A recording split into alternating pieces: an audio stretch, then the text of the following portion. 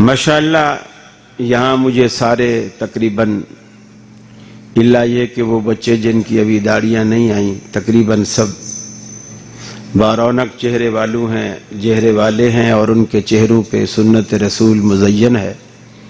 अल्लाह ताला आपको मज़ीद हिम्मत ताकत और कुव्वत दे। आपकी इस मस्जिद में मेरी पहली हाज़िरी है। क्या नाम है इस मस्जिद का? मस्जिद अक्सा। बहुत खुशी हुई माशाअल्लाह इस तामीर को देखकर कि आपने गाँव में देहात में बिल्कुल एक बड़े आला शहर का नक्शा पेश किया है। अल्लाह ताला अपनी जनाब में कबूल फरमाए। इंतज़ामिया की तरफ से मुझे कोई ख़ास टॉपिक नहीं दिया गया, अलबत्ता यही है कि मसलक अहले हदीस के हवाले से, दावत अहले हदीस के हवाले से मैं चंद बातें आपके गोश गुजार करूँगा और प्रोग्राम के बाद आपको सवाल और जवाब का मौका भी इंशाअल्लाह दिया जाएगा।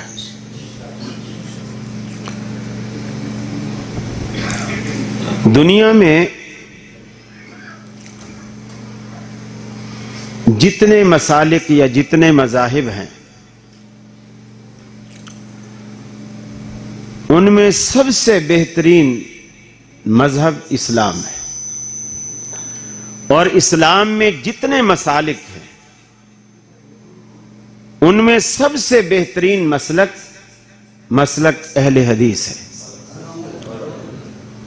ये सिर्फ ऐसा नहीं है कि जिस तरह हर मस्जिद में ये बात कही जाती है कि हमारा फिरका हक पर है और दूसरी मस्जिद वाला भी कह रहा होता है हमारा फिरका हक पर है, तीसरी मस्जिद वाला भी कह रहा होता है हमारा फिरका हक पर है। तो मैं उस तरह नहीं कह रहा। अहले हदीस न बगैर दलील के बात करता है न बगैर दलील के बात सुनता है। सुनी सुनाई वाले हम नहीं होते, सुनी सुनाई वाले सुन्नी होते जो सुनी सुनाई पे यकीन रखते हैं। हम देखते हैं, पढ़ते हैं, फिर उस पे यकीन रखते हैं और ये इसलिए हक पर है कि हमारी बुनियाद, हमारी सनद रसूल अकरम सल्लल्लाहु अलैहि वसल्लम से जाकर के मिलती है।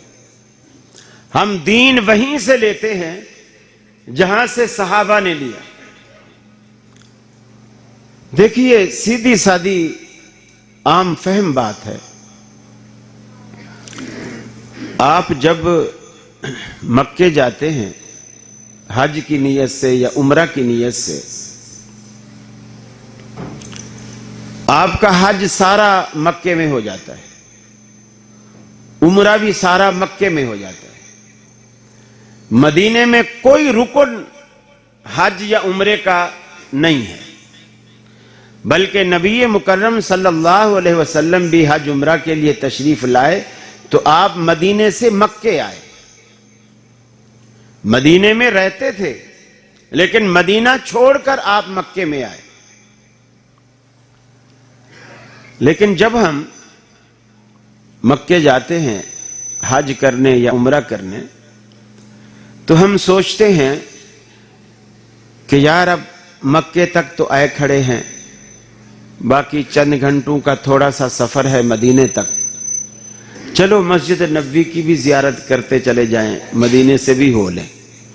वो हज उम्रे का हिस्सा नहीं होता, लेकिन ये सोचते हैं कि यहां तक आए खड़े हैं तो चक्कर वहां से भी लगा लेते हैं। इमाम अबू हनीफा रहमतुल्लाह अलैह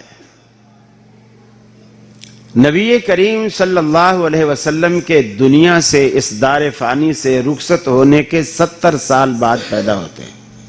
70 साल बाद इनका बचपन, लड़कपन, जवानी, फिर कुछ पढ़ाई, आप उनके चलो 25-30 साल उनके भी लगा, चलो पूरे 30 साल लगा कि वो पढ़ लिख के आलिम बन गए। 70 साल बाद पैदा हुए, 30 साल इनकी पढ़ाई के लगा लो, कुल कितने हो गए? 100 साल। रसूल अकरम सल्लल्लाहु अलैहि वसल्लम के बाद गोया 1 सदी बाद इमाम साहब का सितारा चमकने लगा, और आज हम तक रसूलुल्लाह सल्लल्लाहु अलैहि वसल्लम का जमाना अगर हम देखें तो कितना फासला है? कितने सदियों का? 14 सदियों का या 14.5 सदियों का। 15वीं सदी चल रही है। और इमाम अबू हनीफा रहमतुल्लाह अलैह का फासला हमसे कितना है? 13 सदियों का या 13.5 सदियों का। ठीक। अब जब एक शख्स हनफी होने के नाते इमाम साहब से मसला लेने जाता है कूफे में, इमाम साहब कूफे में रहते थे, मसला लेने कूफे जाता है, तो वो यहां से कूफे तक इमाम साहब तक पहुंचने के लिए कितना फासला तय करता है? 13 सदियों का। कितना फासला तय करता है? 13 सदियों का। और आगे नबी करीम तक पहुंचने के लिए अब कितना फासला रह गया है? 1 सदी। जब हमने 13 सदियों का सफर कर लिया, अबू हनीफा रहमतुल्लाह अलैह की अज़मत के लिए, उनके इल्म को पाने के लिए, उनकी फ़काहत को पाने के लिए, उनके तक़वे के लिए, तो क्या बाकी नबी करीम सल्लल्लाहु अलैहि वसल्लम का इल्म, फजल, तक़वा आप इस काबिल भी नहीं समझते कि उनके लिए मजीद 1 सदी का सफर और कर लिया जाए? अरे कूफे के इमाम के लिए 13 सदियों का सफर गवारा है, और कायनात के इमाम के लिए 1 सदी का सफर भी गवारा नहीं। क्या ये ईमान है आपका? जिस तरह मक्के पहुंचकर हम सोचते हैं कि अब सफर कम है, मदीने का चक्कर भी लगा लेते हैं, तो जब आप 13 सदियां पीछे गए ही खड़े हैं, तो बाकी तो 1 सदी रह गई है, तो मदीने से भी होते हैं,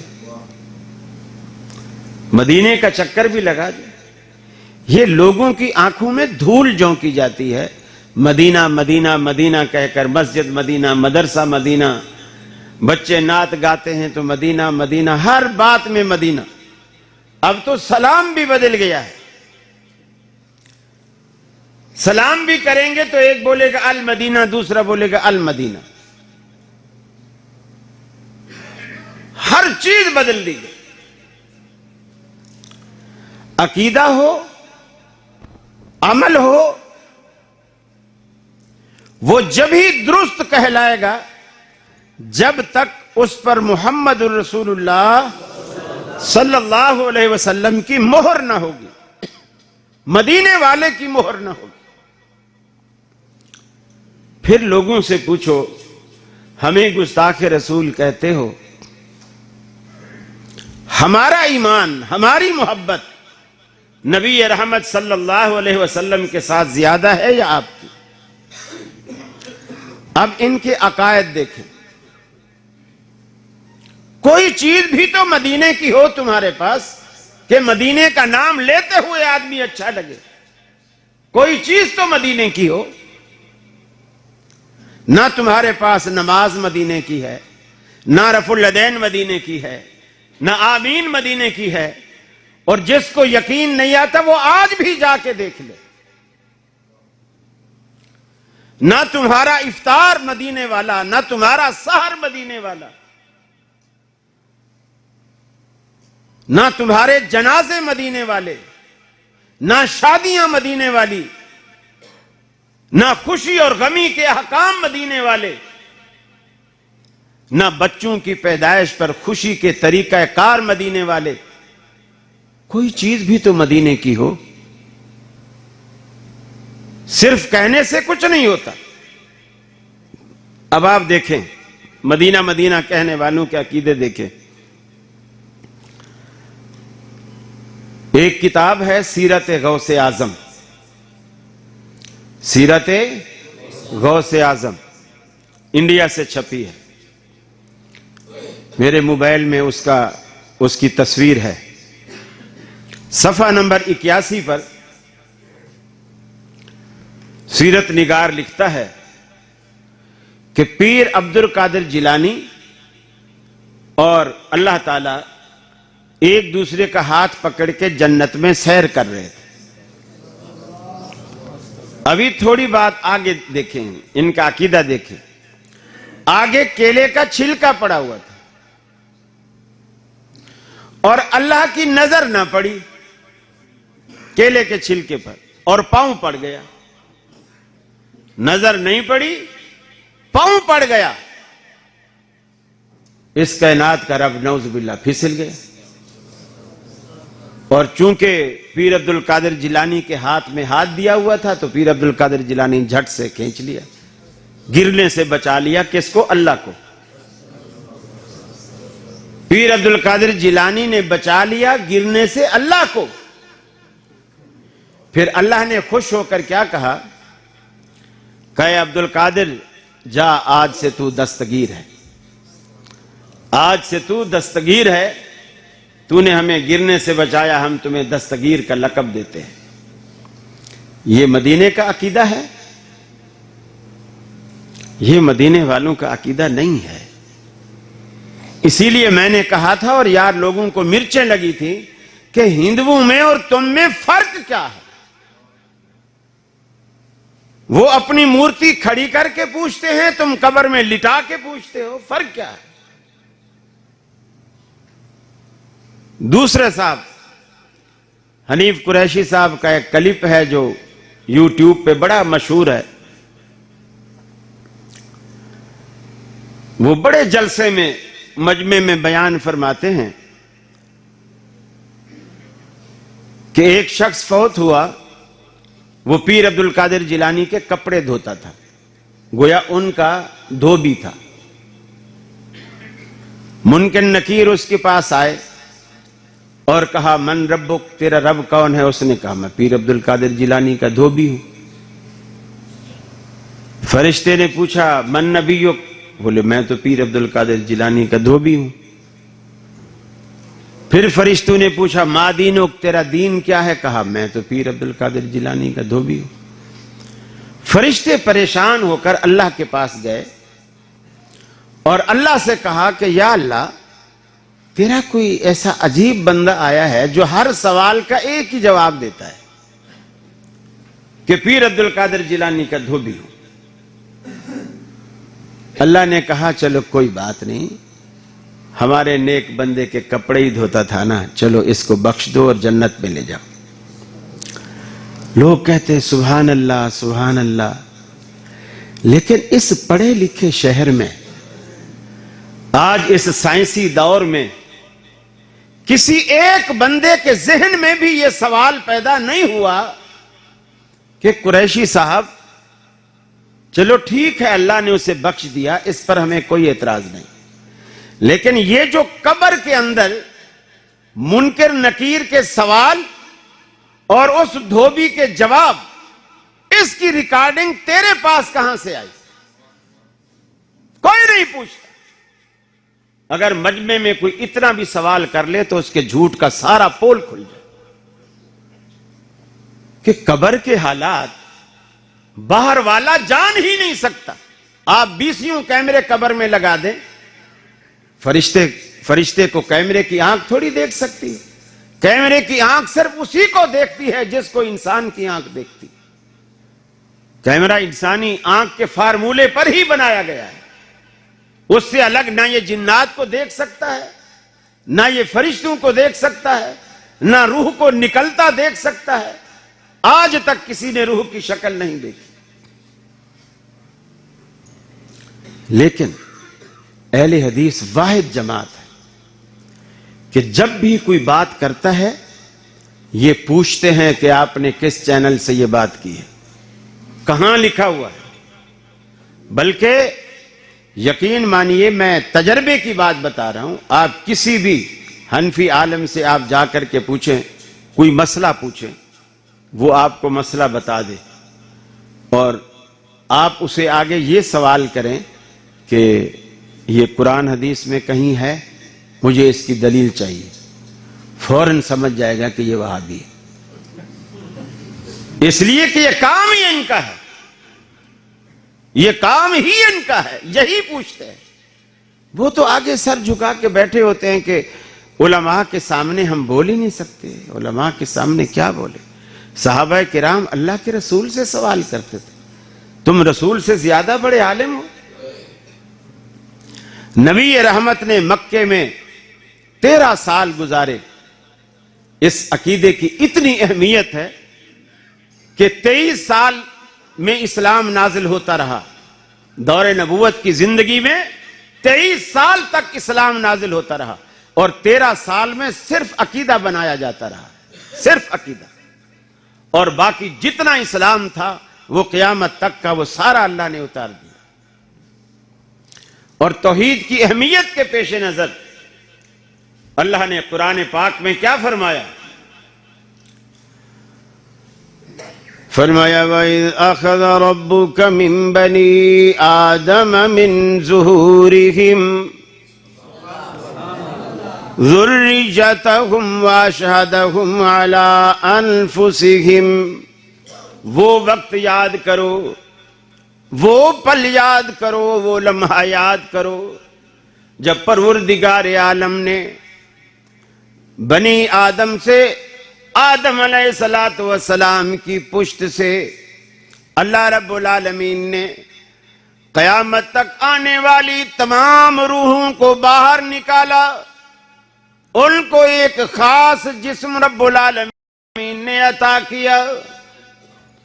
उनको जिस्म अता करने के बाद उनके ज़मीर को झंझोड़ते हुए एक सवाल किया, अलस्तु बिरब्बिकुम, क्या मैं तुम्हारा रब हूं कि नहीं?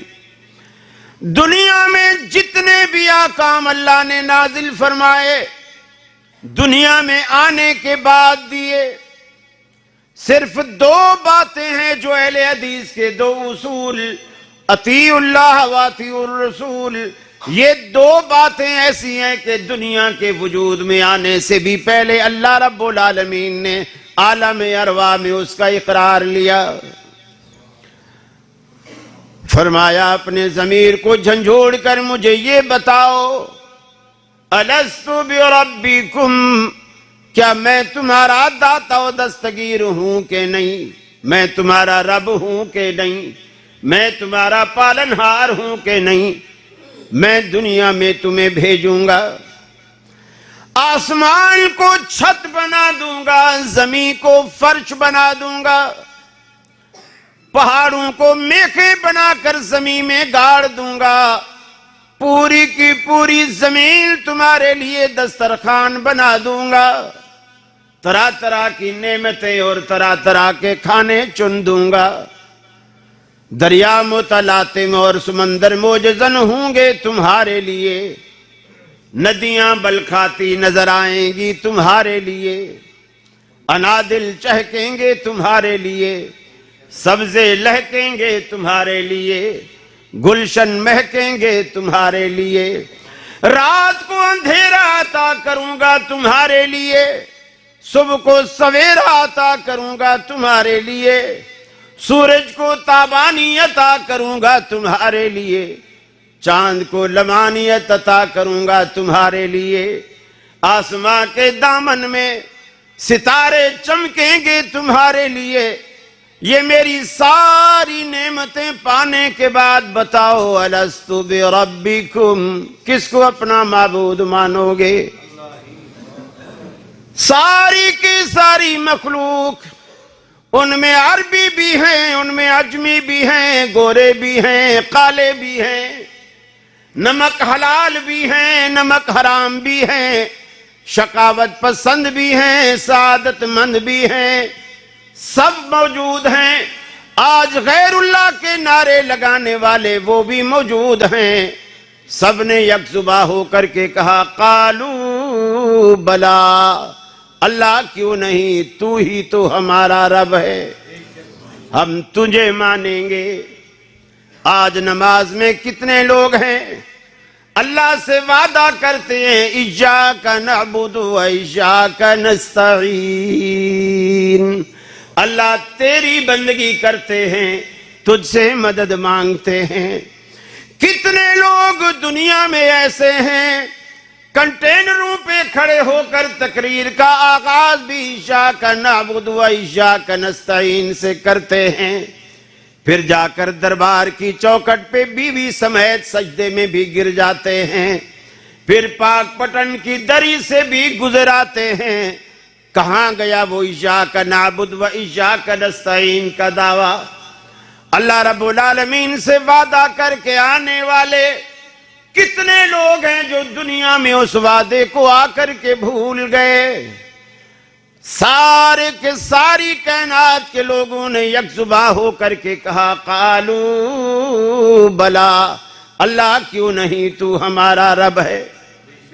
आज हम उस वादे को भी भूल गए। हम दुनिया में देखते हैं कहीं नखले मरकद की छांव में सजदे, कहीं मरने वाले के पांव में सजदे, इशारों में सजदे, निगाहों में सजदे, यहां और वहां खानकाहों पे सजदे, ये कुब्बा परस्ती के पामाल सजदे, मज़ारों पे जा जा के हर साल सजदे, मज़ारों पे जाते हो बहरे सफारिश, जो खुद सो चुके क्या सुनेंगे गुजारिश, जो माइल बखाबे अजल हो चुके हैं, लहद में जो आराम से सो चुके हैं, जो करवट बदलना नहीं जानते हैं, उन्हें आप मुश्किल कुशा मानते हैं।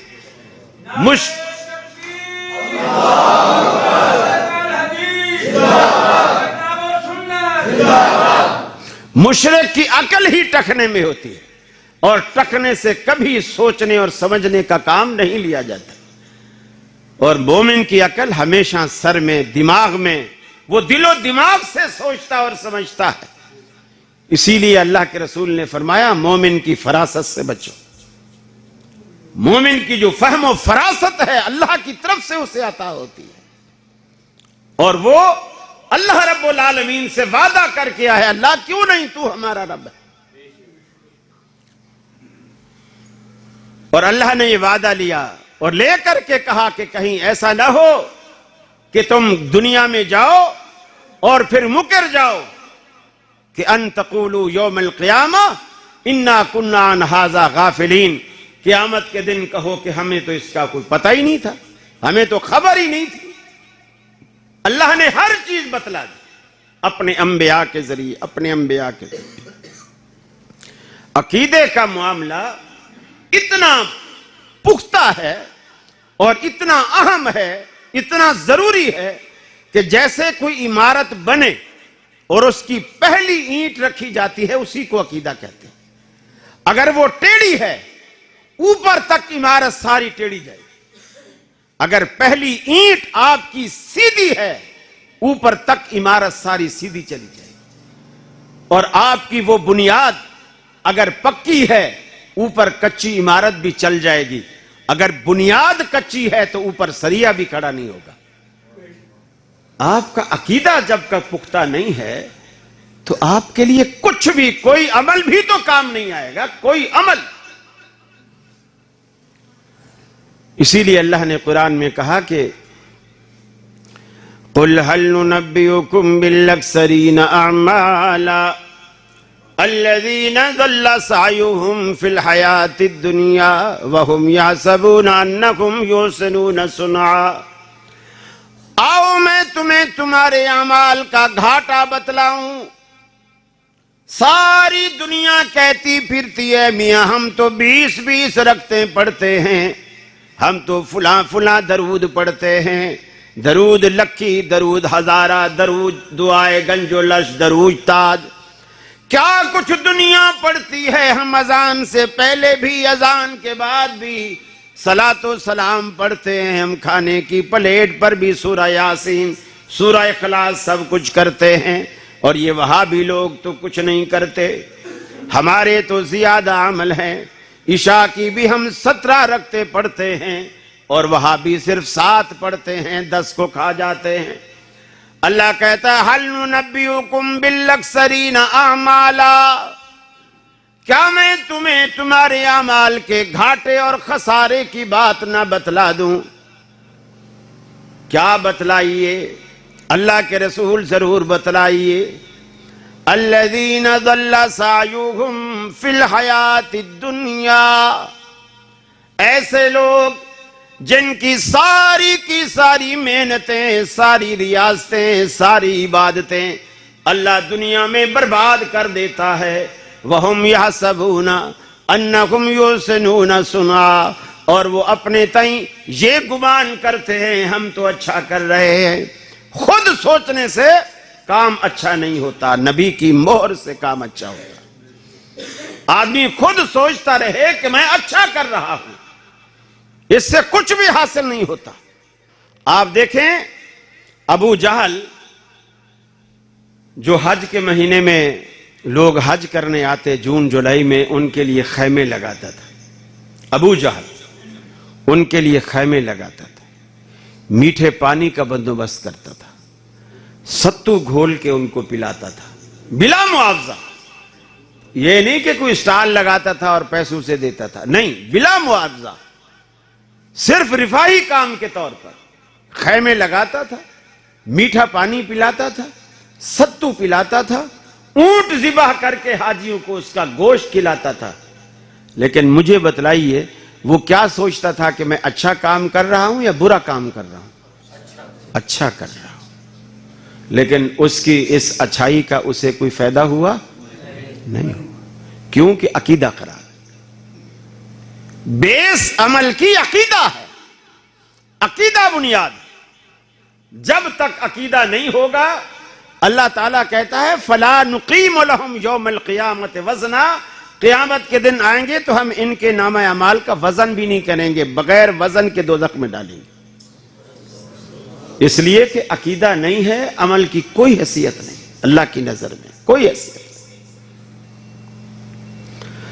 फरमाया दुनिया में आने वाला हर पैगंबर इस अकीदे के पेश नजर इसी की दावत लेकर के आया। हजरत नूह अलैहिस्सलातु वस्सलाम से लेकर मुहम्मद रसूलुल्लाह सल्लल्लाहु अलैहि वसल्लम तक जितने भी अंबिया आए, फरमाया वलक़द अरसलना नूहन इला क़ौमी अन अंज़िर क़ौमक मिन क़ब्लि अन यातियहुम अज़ाबुन अलीम। हमने नूह अलैहिस्सलातु वस्सलाम को भी उनकी कौम की तरफ बशीरो नजीर बनाकर भेजा, डर सुनाने वाला बनाकर भेजा। फिक्र नजर की बुलंदियों से अपनी हरजाई कौम को पुकारा, आवाज दी फ़क़ाला या क़ौम उअ्बुदुल्लाह मा लकुम मिन इलाहिन गैरु। ऐ मेरी कौम के लोगों, अल्लाह के सिवा तुम्हारा कोई दाता व दस्तगीर नहीं, अल्लाह के सिवा किसी की बंदगी नहीं हो सकती। मालकुम मिन इलाहिन गैरु, अगर तुम अल्लाह की नेमतें खाने के बाद गैर के आस्ताने पर अपना सर झुकाओगे तो ये नमक हरामी है। नमक हलाली का एक ही रास्ता है, अल्लाह ताबुदू इल्लल्लाह। नमक हलाली का एक ही रास्ता है कि अल्लाह के सिवा तुम्हारी जबीने नियाज किसी के आगे झुकने ना पाए। एक ही बात है। मौलाना शेखुपुरी रहमहुल्लाह, शेखुल कुरान, उनका एक जुमला मुझे याद आ रहा है। वो फरमाया करते थे कि मैं रास्ते में एक जगह से गुजर रहा था तो एक बच्ची मुर्गी को थप्पड़ मार के उसको पिटाई कर रही थी। मैंने उससे, साहब बेटा तू इस बेजुबान जानवर को क्यों मार रही है? उसने कहा मौलवी साहब मैं क्या बताऊं, ये इतनी छोटी सी चूजा था, ये मेरे अब्बू लाए थे और जब से मैं इसको पालती हूँ, इसको दाना डालती हूँ, पानी पिलाती हूँ, इसके लिए मैंने दरबा बनाया घर में, सर्दी गर्मी से बचाती हूँ, कुत्ते बिल्ले से बचाती हूँ, सिर्फ इसलिए मैंने इसको पाला कि ये बड़ी होगी तो अंडे देगी, हम अंडा खाएंगे। अब ये बड़ी हो गई है, अंडे भी देती है और दाना अब भी मैं खिलाती हूं, पानी अब भी मैं पिलाती हूं, लेकिन जब इसको अंडा जोर करता है पड़ोसन के घर में अंडा देकर आती है। तो वो फरमाते देखो बच्ची भी बर्दाश्त नहीं करती कि जिस मुर्गी को दाना पानी मैं डालती हूं वो अंडा पड़ोसियों के घर में क्यों देती है। अरे जिस रब ने आपके मां के बतन से लेकर आपका बचपन, लड़कपन, जवानी, बुढ़ापा, कब्र तक की हर जरूरत का उसने ख्याल किया, आप उसका दरवाजा छोड़कर गैर की चौखट पे जमीन रगड़ता है। अल्लाह को गैरत नहीं आती? अल्लाह को गैरत आती है। अल्लाह हमसे ज्यादा गैरत वाला है। एक दिन सहाबा की मजलिस में हजरत साद रजी अल्लाह ताला अन्हु ने कहा, थोड़ा सा पानी मंगवाइए। सहाबा की मजलिस में हजरत साद रजी अल्लाह ताला अन्हु ने कहा, अपनी गैरत का इजहार किया। गैरत का यह इजहार किया कि लौ रअयतु रजुलन मअ इमराती लअदरिबहु बिस्सैफ। जज़ाकल्लाह।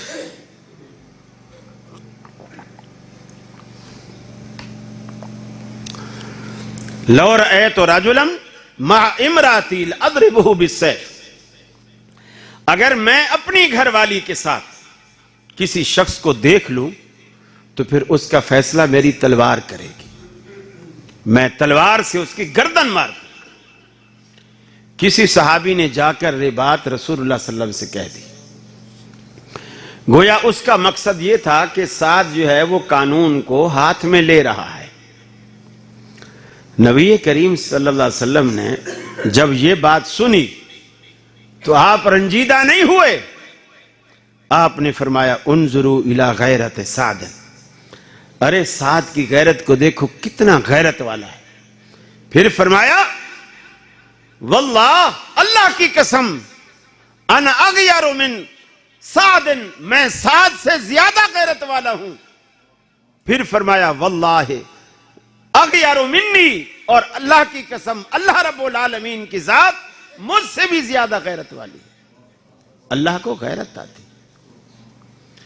बिल्कुल इसी तरह आपका बेटा जिसको आप जेब खर्च देते हैं, स्कूल फीस आप पे करते हैं, किताबें आप ला के देते हैं, बस्ता आपने ला के दिया है, घर में खाने पीने का सारा बंदोबस्त आप करते हैं, बाजार से उसके खिलौने चीजें सब ला के देते हैं। एक दिन अचानक आप अपने खेत से, गांव से, कहीं से आप आ रहे थे और आपने देखा कि सड़क के किनारे आपका ही बेटा सड़क के किनारे खड़ा हुआ, हर आने जाने वाले से कह रहा है चाचा 1 रुपया दे दे, चाचा 1 रुपया दे दे, यानी भीख मांग रहा है। मुझे बताइए, आपका सर शर्म से झुक जाएगा या फखर से उठ जाएगा? आप कहेंगे इस बदबख्त ने तो मेरी नाक कटवा दी। लोग क्या कहेंगे, इसको घर वाले इसको कुछ नहीं देते, बच्चों से भीख मंगवाते हैं। अल्लाह कहता है मेरे बंदे, जब तू गैर से मांगता है मुझे गैरत आती है कि मेरे खजाने में कमी क्या थी, कमी क्या थी जो तू गैर के दरवाजे पर गया। देखिए कुरान ने एक बड़ा लतीफ नुक्ता बयान किया, बड़ा लतीफ नुक्ता। एक फरमाया अज़्ज़ानी ला यनकिहु इल्ला ज़ानियतन औ मुशरिकतन, और इसी तरह ज़ानिया और वज़्ज़ानियतु ला यनकिहुहा इल्ला ज़ानिन औ मुशरिक व हुर्रिम ज़ालिका अलल मुमिनीन। फरमाया जो ज़ानी मर्द है वो निकाह न करे मगर अपने जैसी ज़ानिया औरत से या मुशरिका औरत से, या ज़ानिया औरत से करे या मुशरिका औरत से करे। इसी तरह अगर ज़ानिया औरत है वो निकाह न करे मगर या तो अपने जैसे ज़ानी मर्द से करे या किसी मुशरिक मर्द से करे। वह हुर्रिम ज़ालिका अलल मुमिनीन, मोमिनीन पर ये दोनों नस्लें हराम है, ज़ानी भी और मुशरिक भी। अब अल्लाह ने जिना अलग चीज है, शिर्क अलग चीज है। अल्लाह ने दोनों को एक कबील में रखा। क्यों रखा? बारीकी कुरान की समझिए। जानिया औरत का अपना असली शौहर मौजूद होता है और फिर भी वो प्यास गैर के दरवाजे पर जाके बुझाती है, और मुशरिक का हकीकी रब मौजूद होता है, फिर भी वो अपना माथा गैर की चौखट पर जाके रगड़ता है। ये वस्फ दोनों का एक है। अल्लाह ने इस मुश्तरक सिफत की वजह से दोनों को एक जैसा रखा है। मेरे भाई, अब आप सोचोगे हम तो अहले तौहीद हैं, हम तो सारे अहले हदीस हैं, तो चाकी वहाबियों वाला है। थोड़ा सा मैं अक्सर पंजाब के दौरे पे जब आता हूं तो मैं ये बात जरूर छेड़ता हूं कि अहले हदीसों को भी तौहीद की, अकीदे की इस्लाह की बड़ी जरूरत है। इसलिए मैं कई जगहों पे गया, आपके इलाके में भी शायद ये बात हो। लोग अक्सर आके कहते हैं, मौलवी साहब ये बताइए, मेरे घर में 4-5 बेटियां जवान हैं, पढ़ी लिखी हैं, खूबसूरत हैं, रिश्ते नहीं आते, अगर आते हैं तो देख के फिर वापस चले जाते हैं और कोई हाँ में जवाब नहीं देता। तो मैंने किसी मौलवी साहब से हिसाब करवाया है, उन्होंने बताया है कि ये किसी ने बंदिश करा दी, किसी ने बंदिश करा दी। मेरी दुकान है और आसपास के जो दूसरी दुकानें सब चलती हैं, मेरी दुकान पे गाहकी कोई नहीं आता। मैंने मौलवी साहब से पूछा, उसने बताया कि आपके ऊपर किसी ने दुकान पे बंदिश करा दी। मेरा बेटा पढ़ा लिखा है, बीए पास है, उसकी जी नौकरी नहीं लगती। मैंने मौलवी साहब से पूछा, उसने बताया कि जी बंदिश है। मैं जिस भी कारोबार में हाथ डालता हूं नुकसान ही नुकसान उठाता हूं। मौलवी साहब ने बताया तुझ पर बंदिश है। ये जुमले आपने कभी सुने हैं? सुने हैं? ये बंदिश क्या चीज है कि किसी तावीज फरोश ने तावीज करके मेरे उस काम को रुकवा दिया है, बंद करा दिया, ताला लगवा दिया। अब आप समझते हैं ये कितना खतरनाक जुमला है कि अल्लाह ताला आपकी बच्चियों के रिश्ते कराना चाहता है और तावीज वाले ने तावीज देकर उसे रुकवा दिया। आपके बेटे की अल्लाह नौकरी लगवाना चाहता है, तावीज वाला बीच में आड़े आ गया और उसने बंदिश करवा दी, रुकवा दिया। अल्लाह ताला आपकी दुकान पे गाहक भेजना चाहता है, तावीज वाला बीच में आड़े आ गया, उसने वो गाहकों को रोक दिया। तो ताकतवर कौन हुआ, तावीज वाला या अल्लाह ताला? कौन ताकतवर हुआ? तावीज वाला। जैसे नौज बिल्ला अल्लाह ताला फिसल रहा था तो पीर अब्दुल कादिर जिलानी ने हाथ पकड़ लिया। वही अकीदा है, उसमें कोई फर्क है? इसमें कोई फर्क नहीं। कितने लोग ऐसे। और इमाम लंबिया को देखिए जिन्होंने हमें तौहीद सिखलाई है। फरमाते हैं अल्लाहुम्मा ला मानिअ लिमा आतैत वला मुअतिया लिमा मनात।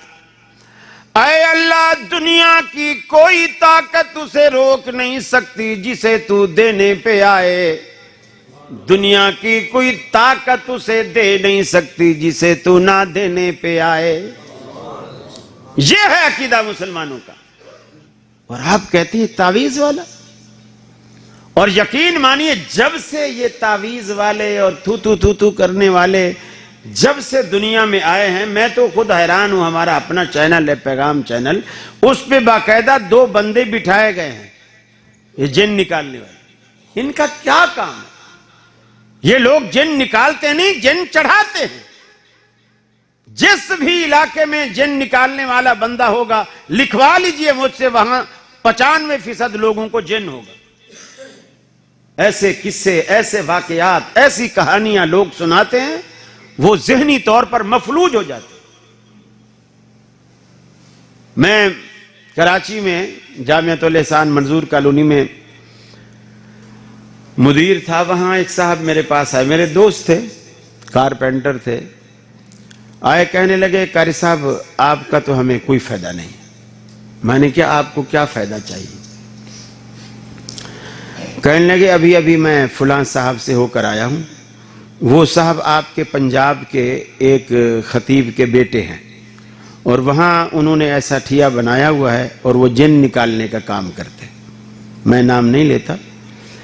तो कहने लगे मैं अभी अभी उनके पास होकर आया हूं, तो मेरी तबीयत अक्सर ख़राब रहती है। मैंने उनको दिखाया, उन्होंने मुझ पे कुछ पढ़ के फूंक मारी और जैसे बोले फूंक मारी तो उन्होंने झट ऐसे किया फूंक। ये एक तरीका वारदात है, ये तरीका वारदात है ताकि उसको यकीन आ जाए कि मुझे कोई बला नजर आई है और वो बहुत खतरनाक चीज है कि जिससे आमिल भी डर गया है। अब फिर मुझे कहने लगा कि परे परे परे थोड़ा दूर हो, दूर हो, दूर हो। मैं थोड़ा पीछे सड़क के बैठ गया। मैंने क्या, बताओ तो सही क्या हुआ? बोले उसने कहा तेरे ऊपर 17 जिन्न हैं और सारे के सारे अफगानी हैं। 17 जिन्न हैं, सारे अफगानी। और ये जो अफगानी बोले जिन्न होते हैं ये इतने जिद्दी और इतने हार्ड होते हैं कि मामूली पढ़ाई से तो ये जाते ही नहीं। इनके लिए मुझे बहुत पढ़ाई पढ़नी पड़ेगी। 7 दिन तक मुसलसल रात को जाग कर मुझे पढ़ना पड़ेगा और इसके लिए आपको 40,000 रुपए देने पड़ेंगे। मैंने क्या फिर? बोले मैंने फिर ऐसा है 25,000 में सौदा किया है उसको। मैंने क्या, नहीं निकलेंगे। वो 40 पूरे करेगा, नहीं निकलेंगे। कहेगा नहीं आज जुमरात है। उसने कहा अगली जुमरात को आना, मैं पूरा हफ्ता पढ़ाई करूंगा। मैंने क्या, मैं 15,000 10,000 बोले दे आया हूं और बाकी अगली जुमरात को दूंगा। मैंने क्या, तो अगली जुमरात को हो आना, लेकिन जिन नहीं निकलेंगे। वो गया तो उसने कहा कि जी 10 जिन निकल गए हैं, 7 बाकी। मैंने कहा 40 पूरे करेगा। 10 निकल गए, 7 बाकी। अल्लाह के बंदे, तुम दुनिया को दीन के नाम पर गुमराह कर रहे हो, दीन के नाम पर उनको लूट रहे हो। क्या मरना नहीं है? मौलवियों ने नहीं मरना है, अल्लाह के आगे पेश नहीं होना है। मुझे किसी एक सहाबी की मिसाल दे दीजिए, पूरी दुनिया को चैलेंज। एक सहाबी की मिसाल दे दीजिए जो अल्लाह के रसूल के पास जिन निकलवाने आया। और नबी से बेहतर कौन जिन निकाल सकता है? नबी से बेहतर कौन निकाल सकता है? और एक सहाबी बता दीजिए जिसको अल्लाह के रसूल ने जिन निकालने की कोई दुआ सिखलाई हो। यहां तो मौलवी सब दुआएं सीख रहे हैं जिन निकालने की। जो चीजें मसनून है, अब इस्तिखारा है। सहाबा कहते हैं अल्लाह के रसूल हमें इस्तिखारे की दुआ इस तरह याद करवाते जैसे आप कोई कुरान की आयत याद करवा रहे हो, इस तरह याद करवाते। और कभी कोई सहाबी अल्लाह के रसूल के पास चल कर नहीं आया कि मेरा इस्तिखारा करो। यहां तो लोग मौलवियों के पास आते हैं, हमारा इस्तिखारा करो। बेटी के लिए रिश्ते आए हैं और ये बताओ ये रिश्ता सही है कि नहीं।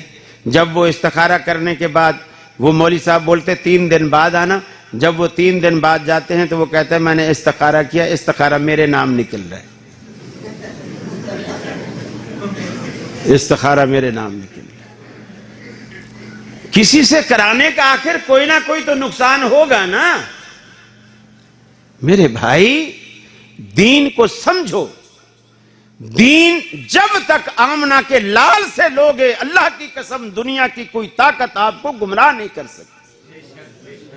गुमराही जब ही आएगी जब आप असल जो दीन का मंबा है उससे हटकर दूसरी टूटियों से, नालियों से आप दीन को लेने जाओगे तो आप गुमराह हो जाओगे।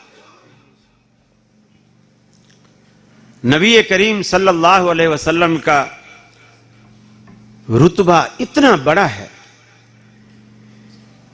कि दुनिया में जितने भी पैगंबर आए, अल्लाह ने किसी के लिए भी दुनिया में आने से पहले उसका इकरार नहीं लिया। लेकिन हमारे पैगंबर जनाब मोहम्मद रसूलुल्लाह सल्लल्लाहु अलैहि वसल्लम का मकाम इतना ऊंचा है कि दुनिया में आने से पहले अल्लाह ताला ने उनका अंबिया से इकरार लिया।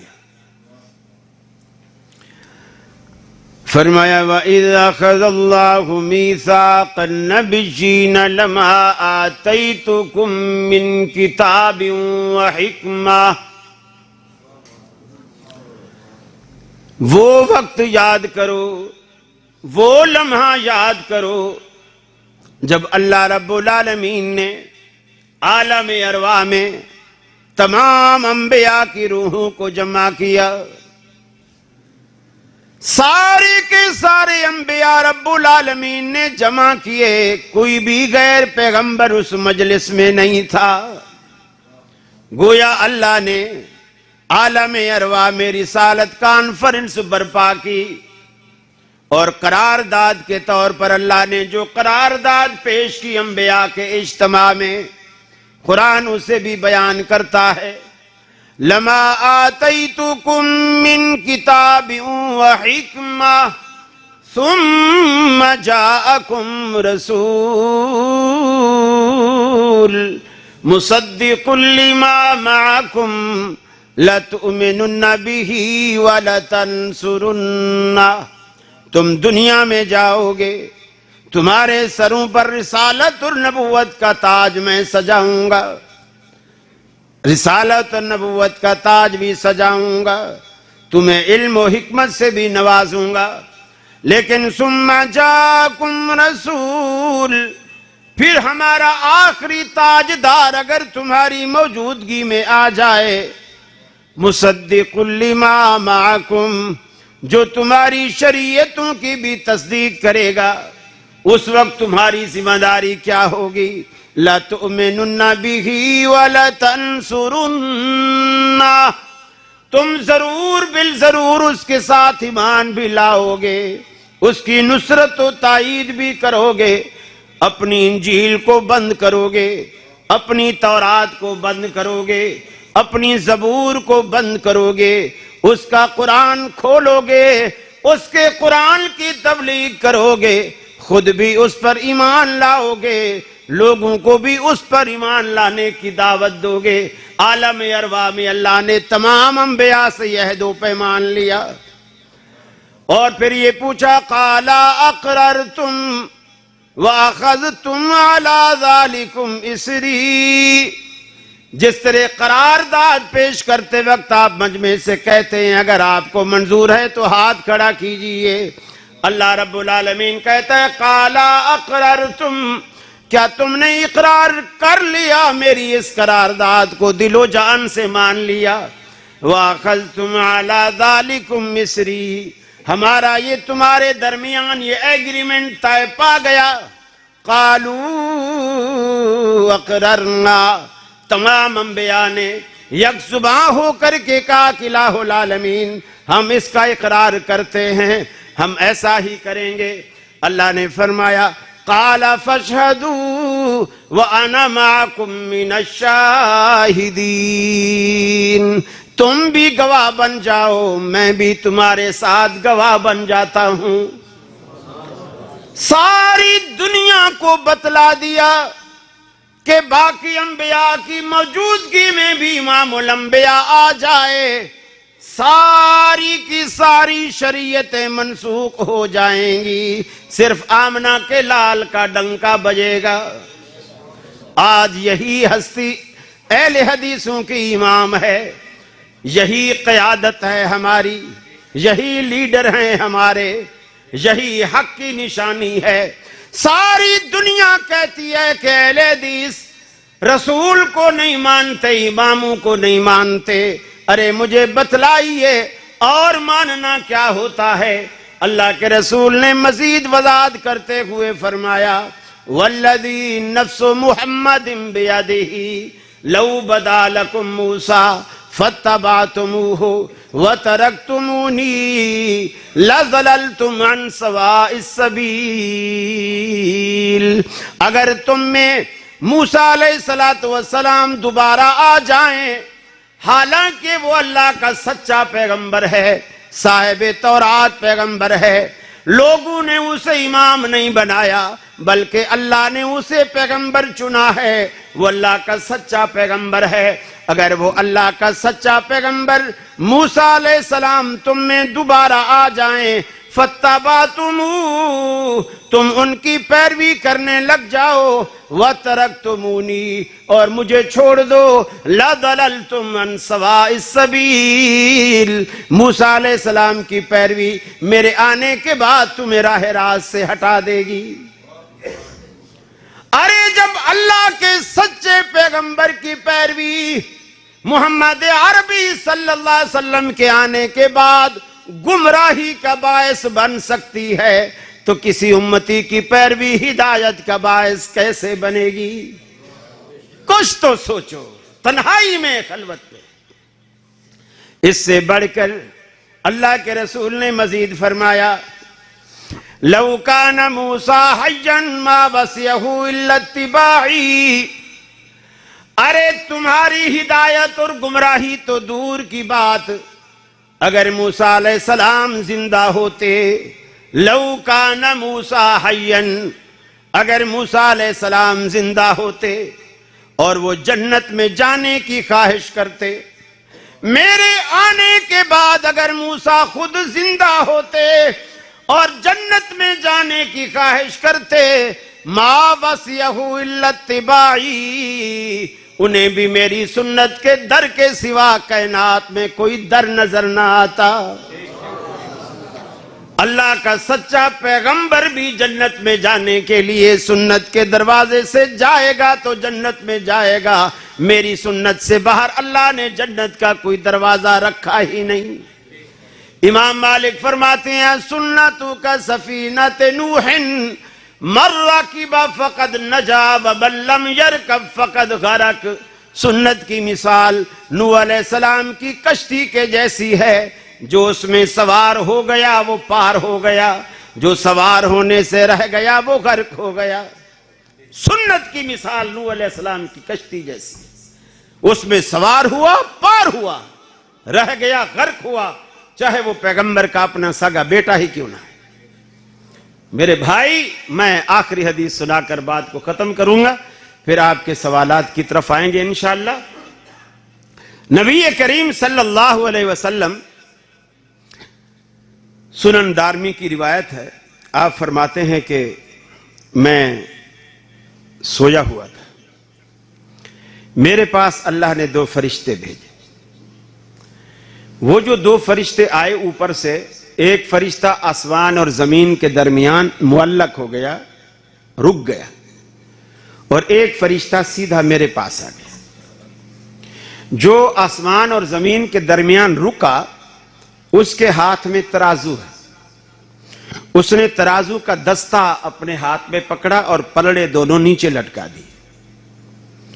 जो नीचे वाला फरिश्ता है, इसको ऊपर वाला फरिश्ता कहता है कि जिस हस्ती के पास हमें भेजा गया है, क्या वो यही हस्ती है? वो कहता, हाँ ये वही हस्ती है। कहा, इसे तराजू में रखो। मुझे अल्लाह के रसूल फरमाते हैं, मुझे उस पलड़े में रखा गया। दूसरे पलड़े में किसी और को रखा गया, उसका हदीस में नाम नहीं है। दूसरे पलड़े में किसी और को रखा गया। उस ऊपर वाले फरिश्ते ने तराजू उठाया तो फरमाया, मेरे तराजू ने तो जुम्बेशी, मेरे पलड़े ने तो जुम्बेशी नहीं खाई, और दूसरा पलड़ा फौरन ऊपर उठ गया, गोया वो मेरे मुकाबले में बहुत हल्का था। अब ऊपर वाले फरिश्ते ने दूसरी बात कही, फरमाया, जिन्हु बिआशरिन, इसे 10 के मुकाबले में तोलो। मुझे 10 के मुकाबले में तोला गया, फिर भी 10 वाला पलड़ा ऊपर उठ गया, मेरे पलड़े ने जुम्बिश भी नहीं खाई। उसने कहा, जिन्हु बिमिआतिन, इसे 100 के मुकाबले में तोलो। मुझे 100 के मुकाबले में तोला गया, फिर भी यही मामला रहा। उसने कहा, जिन्हु बिअल्फिन, इसे 1000 के मुकाबले में तोलो। फरमाया, 1000 का पलड़ा ऊपर उठा, लोग एक दूसरे के ऊपर गिर रहे थे, मेरे पलड़े ने जुम्बिश भी नहीं खाई। अब नीचे वाला फरिश्ता ऊपर वाले फरिश्ते से कहता है, भाई तू किस हस्ती का वजन किन लोगों के साथ कराता है? कभी 1 के मुकाबले में, कभी 10 के मुकाबले में, कभी 100 के मुकाबले में, कभी 1000 के मुकाबले में। वल्लाहि लौ वज़नतहु बिउम्मतिही लरजाहा, अल्लाह की कसम अगर पूरी कायनात भी दूसरे पलड़े में रख देगा फिर भी मोहम्मद अरबी का पलड़ा भारी रहेगा। ये हमारा अकीदा है, ये हमारा अकीदा है, अहले हदीस का अकीदा है कि नबी मुकर्रम सल्लल्लाहु अलैहि वसल्लम की जात गिरामी, इन जैसा अल्लाह ने कायनात में कोई दूसरा पैदा ही नहीं। हजरत हसन बिन साबित रज़ियल्लाहु ताला अन्हु कहा करते थे, व अजमलु मिनका लम तलिदिन निसाउ, आप जैसा हसीन आज तक किसी मां ने जना ही नहीं। व अहसनु मिनका लम तरा कत्तु ऐनी, और आपसे ज्यादा हसीन आज तक मेरी आंख ने देखा ही नहीं। अल्लाह रब्बुल आलमीन के पैगंबर को अल्लाह ने वो रुतबा दिया हर एतबार से। देखिए असल रोना क्या है, झगड़ा क्या है? दावा उनको भी है हमें मोहब्बत है, दावा हमें भी है हमें मोहब्बत है। आपने बड़े बड़े जलसे सीरत के रबीउल अव्वल के अंदर सुने और देखे होंगे। सारी सारी रात लोग नबी पाक की तारीफ करते हैं, लेकिन वजूद की तारीफ करते हैं। आपकी जुल्फें ऐसी थी, आपके लब मुबारक ऐसे थे, आपका रंग गोरा था, आपके आंखें मोटी थी, काली सियाह थी, यानी जिसे हम खूबसूरत कहते हैं, होंठ गुलाबी थे, वगैरह वगैरह। सारी सारी रात, बल्कि मैंने तो हैरान होता हूं, बाज अहले हदीस खतीबों से भी मैंने सुना है, वो यासीन का तर्जमा करते हैं नबी करीम के जुल्फ, यासीन दिया जुल्फां वाला, हामीम दिया सहरियां वाला, ताहा दिया ताजा वाला, और वज़्ज़ुहा के चेहरे वाला। ये किस मुफस्सिर ने तफसीर की है कि वज़्ज़ुहा का मानी नबी का चेहरा है, ताहा का मतलब नबी का ताज है, यासीन का मतलब नबी की जुल्फें हैं, या वल्लैल से मुराद नबी की जुल्फें हैं। ये खुद साख्ता तफसीर है। खुदा के बंदो, फिर हम में और उनमें क्या फर्क रहता है? और पूरा कुरान आप पढ़ लीजिए, अलहम से लेकर वन्नास तक, अल्लाह ने पूरे कुरान में नबी के हुलिये की कहीं तारीफ की ही नहीं, पूरे कुरान में। क्यों? इसलिए कि गोरा, अगर कोई गोरा है तो उसे गोरा अल्लाह ने बनाया है, उसका इसमें कोई कमाल नहीं। अगर कोई गोरा है तो उसको गोरा अल्लाह ने बनाया है, उसका कोई कमाल नहीं। अगर किसी की जुल्फे काली हैं तो अल्लाह ने बनाई है, उसका इसमें कोई कमाल नहीं। किसी की नाक कड़ी है तो अल्लाह ने बनाई है। ये जो अमेरिका का सदर है, ये गोरा नहीं। आप सारे बैठे माशाल्लाह, सिवाय बुजुर्गों के, सबके बाल काले हैं। तो ये तो कोई नबी की फिर खुसूसियत क्या हुई? आप भी काले बालों वाले हैं। आप में से बहुत सारे लोग हैं उनकी नाकें ऊंची हैं, पतली नाक है, खड़ी नाक है, और आप कहते हैं कि इसकी नाक खूबसूरत है। अल्लाह ने अपने पैगंबर की वो तारीफ की है जो किसी और को वो खासियत नहीं अता की, और वो है नबी करीम की 23 साल दौरे नबुवत की जिंदगी। तारीफ वो भी करते हैं, तारीफ हम भी करते हैं। उनकी तारीफ शक्ल तक महदूद है, हमारी तारीफ जिंदगी पर मुहित है। ये फर्क देखो, आपके जिस्म और आपके वजूद से अबू लहब को भी प्यार था, अबू तालिब को भी प्यार था, भतीजे होने के नाते, लेकिन आपकी जिंदगी से उसे कोई प्यार नहीं था। इसलिए कि आपकी जिंदगी तौहीद की दावत से भरी पड़ी है और वो तौहीद के मुनकर थे। तो असल प्यार तो आपके मनहज से चाहिए, और मनहज जिंदगी के बगैर मुमकिन नहीं। तो आप थोड़ा सा उस जबूत से बाहर आइए, उस तकलीदी जहन से बाहर आइए, और अपने आप को पहचानिए कि आप वाकई अहले हदीस हैं। तावीज़ फरोशों के चक्कर से बाहर आइए, जिन जिन निकालने वालों के चुंगल से बाहर आइए, आप पर कोई जिन नहीं है। आपको ऐसे लोगों ने बीमार कर रखा है, कोई मरीज नहीं है। सब ऐसे बहाने हैं, कमाई के धंधे हैं, अड्डे बना रखे हैं लोगों ने।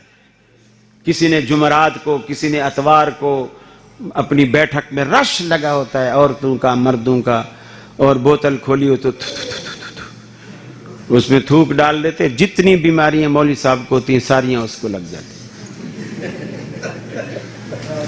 जाहिर बात है भी, जब तुम मौलवी से थूक डलवाओगे बोतल में तो मौलवी की बीमारी के जरासीम भी तो साथ जाएंगे ना। कई आदमी हैं, वो एक घुटना उसका दर्द करता था, मौलवी साहब से दम करवा के आया। पहले चलता था, थोड़ा लंगड़ा के चलता था, दम करवा के आया, बोतल में थूक डलवा के आया, उसको महीना भर पीता रहा। फिर देखा तो व्हील चेयर पे जा रहा है।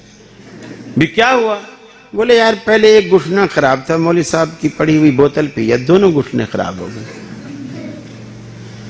अल्लाह रब्बुल आलमीन ने, देखो कुछ लोग धोखा देते हैं कि मियां कुरान तो शिफा है, कुरान शिफा है, मैं भी मानता हूं कुरान शिफा है, तो क्या उसका यह मतलब है इसे घोल के पी जाओ या बांध के लटका लो?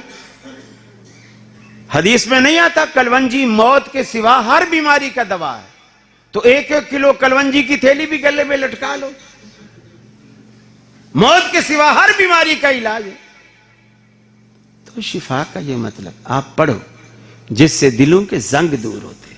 कुरान पढ़ो और पढ़कर अल्लाह रब्बुल आलमीन से दुआ करो कि अल्लाह मेरी ये तकलीफ दूर फरमा, मेरी ये तकलीफ दूर फरमा। अल्हम्दुलिल्लाह आपके पास ऐसी क़ियादत है इमाम मुहम्मदुर रसूलुल्लाह सल्लल्लाहु अलैहि वसल्लम जैसी कि दुनिया उसको नजीर पेश नहीं कर सकती। साडा पीर मुहम्मद जेड़ा आमना दलाल वे, तेरा भी कोई है ते ऐसा मैनू भी वखाल वे। इस जैसा कोई है कायनात में?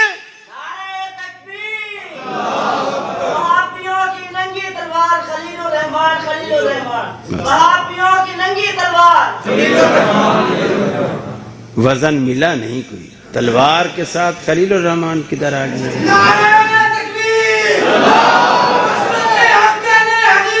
माशाअल्लाह,